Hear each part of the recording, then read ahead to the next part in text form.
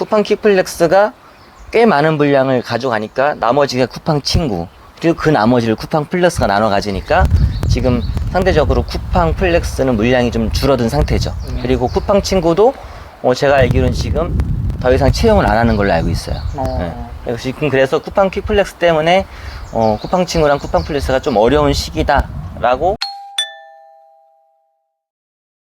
제가 그 영상 올리기 시작한 다음부터 한참 동안 쿠팡 관계자라는 오해를 받았어요. 쿠팡 돈도 안 되는 일인데 쿠팡 플렉스 끌어들이려고 관계자가 아닌 척하면서 이렇게 영상 올리는 거다. 그런 의심을 계속 받았거든요. 왜냐하면 제가 올린 영상이 단점보다 장점을 많이 얘기했거든요. 왜냐하면 제가 목표로 했던 거는 플렉스를 안 하는 사람을 하게 만드는 게 목표가 아니었고 쿠팡 플렉스를 잘하고 싶은 사람한테 어떻게 하면 더 잘할지 얘기해 주다 보니까 좋은 점을 위주로 얘기하는 게 제 베이스인 거죠. 근데 그걸 보고 안 좋게 보던 분들이 이제 제가 그때 영상 올렸던 거 딱 송장 나오니까 바로 이렇게 하면서 저는 오히려 잘 된 게 관계자가 아니라는 게 입증됐죠.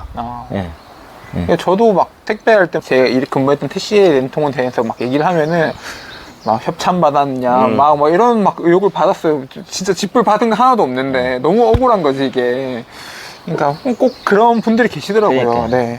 지금 현재 좀 많이 바뀌긴 했어요. 쿠팡 친구, 쿠팡 카플렉스는 원래 있었지만은 쿠팡 퀵플렉스라는 것도 생긴 거 알고 계시죠? 네네.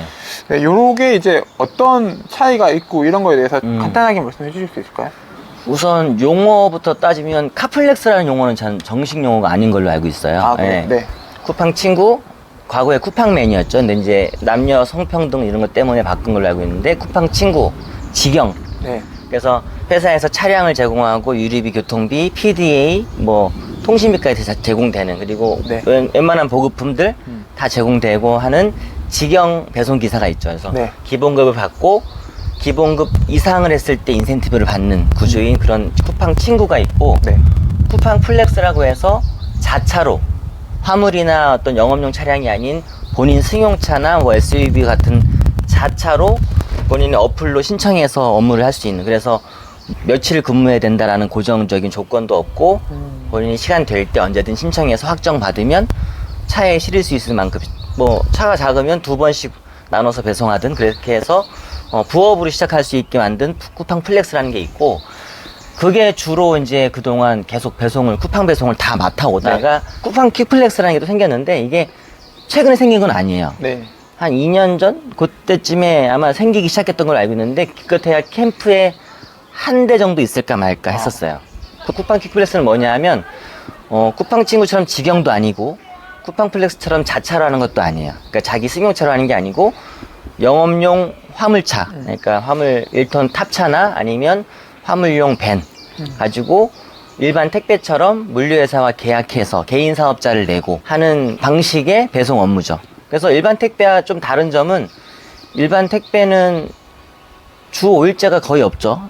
예, 뭐 요즘 바뀌는 분위기긴 하지만, 네. 그러니까 주 5일제로 본인이 이제 스케줄을 짤 수 있고, 또 일반 택배는 과거에 좀 힘들었던 게, 자기가 근무하기로 한 날 만약에 근무를 못하게 되면 용차를 네. 쓴다고 해서 네네. 물류업체에다가 비용을 내고, 심지어 자기가 하루 버는 것보다 더 내는 비용을 내고 하는 그런 부분들이 부담되는 게 있었는데, 퀵플러스는 그런 부분은 빠지고 본인 근무하는 때 이외에 쉬어도 다른 퀵플러스가 대체한다든지 쿠팡 친구나 쿠팡 플러스가 대체해주기 때문에 네. 업무 여건은 조금 더 좋아진 거죠. 그게 최근에 이제 본격적으로 늘어나고 있어요. 네. 그러니까 한 캠프에서 담당하는 배송 지역은 정해져 있는데, 쿠팡 퀵플렉스가 꽤 많은 분량을 가져가니까 나머지가 쿠팡 친구, 그리고 그 나머지를 쿠팡 플러스가 나눠 가지니까 지금 상대적으로 쿠팡 플렉스는 물량이 좀 줄어든 상태죠. 그리고 쿠팡 친구도 제가 알기로는 지금 더 이상 채용을 안 하는 걸로 알고 있어요.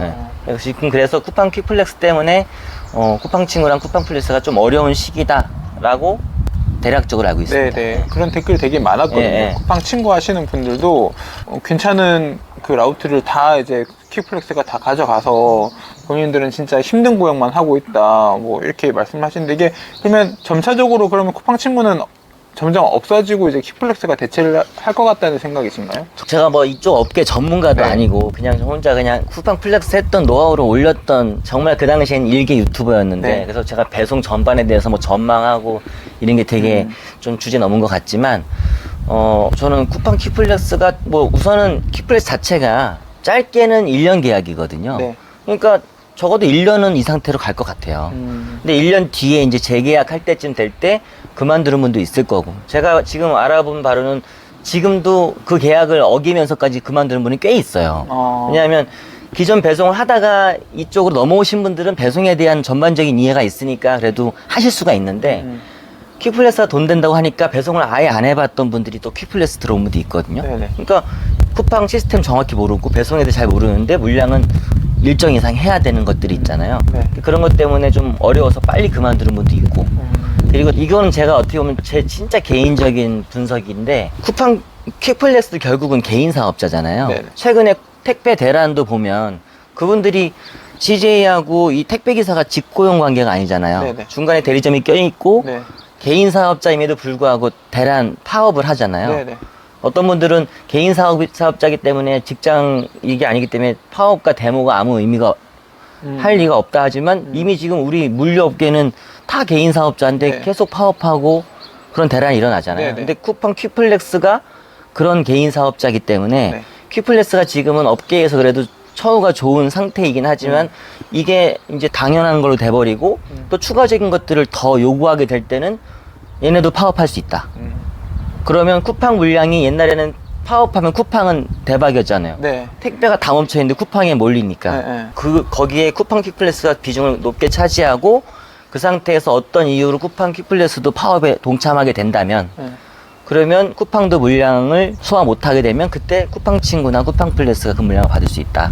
그래서 저는 저희 구독자들이 대부분 쿠팡 플렉스 하는 분들이 많기 때문에 뭐 전업하시는 분들이 특히 더 걱정이죠. 부업하시는 분은 내가 조금 덜 벌면 되는데 네네. 전업하시는 분들은 조금 더 실력을 늘리거나 아니면 플렉스가 일은 다가 아니잖아요. 네. 쿠팡 플렉스 하다가 지금 제 구독자분의 중에 또 지방에 오늘해가 오픈하면서 오늘해에 또 에이스가 되신 분이 있어요. 네네. 그래서 플렉스도 하고 오늘해도 하면서 원래 수익을 계속 맞춰가는 분도 있거든요. 네. 그러니까 그런 식으로 버티면서 또 그런 시기가 오면 또 그때 물량을 받을 수 있는 에이스급은 유지를 계속 하면 좋겠다라는 게 제가 최근에 저희 구독자한테 하는 얘기죠.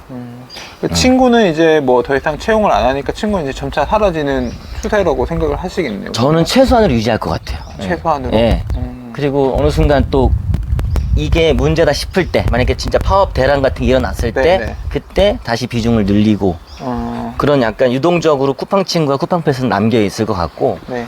저는 쿠팡 친구분 중에도 쿠팡 퀵플렉스가 물량을 다 가져가서 힘들다, 또는 쿠팡 플렉서 분 중에도 쿠팡 퀵플렉스가 물량 가서 힘들다라는 분들이 나는 쿠팡 플렉서야, 나는 쿠팡 친구야라고 자기를 너무 이렇게 고정하지 않았으면 좋겠어요. 네.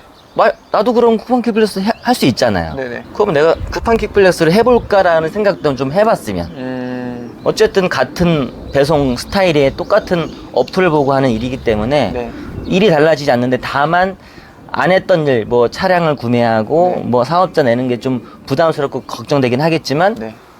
이미 그걸 경험하고 할 줄 아는 분들은 분명히 쿠팡 퀵플렉스 가서 충분히 벌 수 있거든요. 그래서 쿠팡 퀵플렉스 때문에 내가 쿠팡 친구를 못해 막 이런 것보다, 그럼 내가 쿠팡 퀵플렉스를 과연 할 수 있을까? 그걸 조금 더 긍정적으로 같이 보셔도 될 것 같아요.